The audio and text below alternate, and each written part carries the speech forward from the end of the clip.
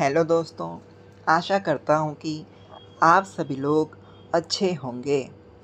हमने पिछले 3 वीडियोज़ में डकैती से संबंधित अलग-अलग धाराओं के तहत अलग-अलग प्रावधानों को सीखा था, जिसके अंतर्गत हमने देखा था कि अगर कोई व्यक्ति डकैती करता है या डकैती के दौरान किसी व्यक्ति की हत्या कर देता है या डकैती की योजना बनाता है, तो भारतीय न्याय संहिता की किस धारा के तहत क्या प्रावधान किया गया है।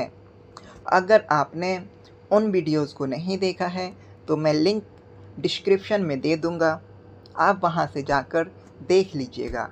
आज हम लोग बात करेंगे, अगर कोई व्यक्ति डकैती करने के उद्देश्य से मात्र एकत्रित होता है तो भारतीय न्याय संहिता की किस धारा के तहत क्या प्रावधान किया गया है।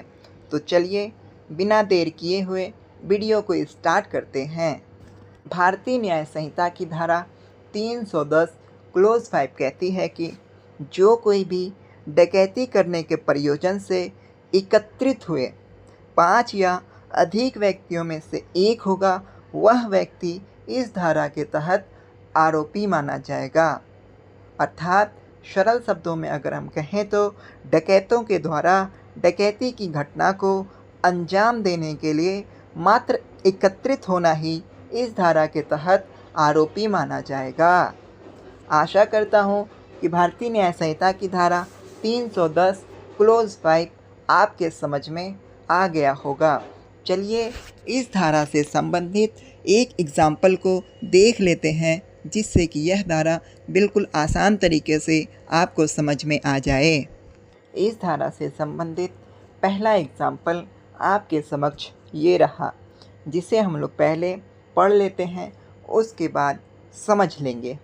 थाना अध्यक्ष महोदय को समय रात्रि 11:50 बजे गुप्त सूचना मिली कि पंकज सिंह, शमशेर सिंह, रतन सिंह, राजू और सुमेर सिंह घातक हथियारों से लैस होकर पटना रोड काली मंदिर के पास एक ज्वेलरी की दुकान में डकैती डालने के लिए एकत्रित होकर योजना बना रहे हैं।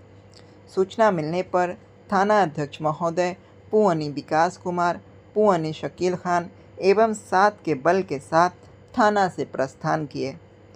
पटना रोड काली मंदिर के पास पहुँचे तो पुलिस बल को देखकर 5 लोग भागने लगे, जिसे पुलिस पदाधिकारी व बल के सहयोग से पकड़ लिया गया।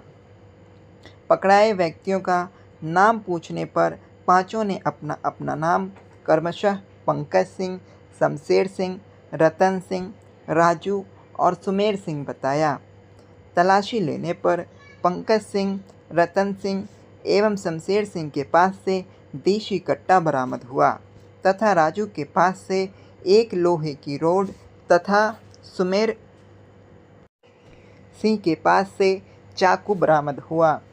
बरामद आग्नेयास्त्र के संबंध में वैध कागजात की मांग करने पर बताया गया कि इसका कोई भी वैध कागजात नहीं है। तदुपरांत पांचों अपराधकर्मी से पूछताछ करने पर बताया कि डकैती की घटना को अंजाम देने के लिए एकत्रित हुए थे। उपरोक्त एग्जाम्पल से हमने सीखा कि थाना अध्यक्ष महोदय को सूचना मिलती है कि 5 अपराधकर्मी के द्वारा एकत्रित होकर डकैती की घटना को अंजाम देने के लिए योजना बना रहे हैं। थाना अध्यक्ष महोदय सूचना के सत्यापन व आवश्यक कार्रवाई हेतु पुलिस पदाधिकारी व बल के साथ थाना से प्रस्थान करते हैं। जब सभी पदाधिकारी पटना काली मंदिर के पास पहुंचते हैं तो 5 अपराधकर्मी पुलिस बल को देखते ही भागने लगे, जिसे सशस्त्र बल के सहयोग से पकड़ लिया गया। पकड़ाए व्यक्ति से नाम पता पूछने पर सभी ने अपना अपना नाम बताया। जब सभी की तलाशी ली गई तो 3 व्यक्ति के पास से अवैध आग्नेयास्त्र बरामद हुए। बरामद आग्नेयास्त्र के संबंध में पूछताछ करने पर बताया गया कि कोई वैध कागजात नहीं है। तदुपरांत पुलिस पदाधिकारी के द्वारा उनका बयान लिया गया तो वह बताते हैं कि डकैती की घटना को अंजाम देने के लिए एकत्रित हुए थे, अर्थात इकट्ठा हुए थे। तो हम समझ सकते हैं, जो कोई भी व्यक्ति डकैती की घटना को अंजाम देने के लिए मात्र एकत्रित ही होंगे, तो वह व्यक्ति इस धारा के तहत आरोपी माने जाएंगे। आशा करता हूँ कि आपको परिभाषा एवं एग्जाम्पल अच्छे से समझ में आ गया होगा। चलिए इस धारा से संबंधित प्रावधान को देख लेते हैं। धारा के अंतर्गत अगर हम सज़ा की बात करते हैं तो 7 वर्ष की कठोर कारावास की सज़ा, साथ ही साथ जुर्माने का भी प्रावधान किया गया है। यह एक संज्ञेय अपराध है, अर्थात पुलिस आपको कहीं भी कभी भी गिरफ्तार कर सकती है। साथ ही साथ यह एक नॉन बेलेबल ऑफेंस है, अर्थात पुलिस आपको जब गिरफ्तार कर लेती है तो वह आपको माननीय न्यायालय में उपस्थित करेगी। उसके अलावा इसकी सुनवाई सेशन कोर्ट में होगी और यह एक समझौता अयोग्य धारा है, अर्थात दोनों पार्टी के बीच में समझौता नहीं किया जा सकता है। आशा करता हूँ कि मेरे द्वारा समझाई गई सारी बातें आपको समझ में आ गई होगी।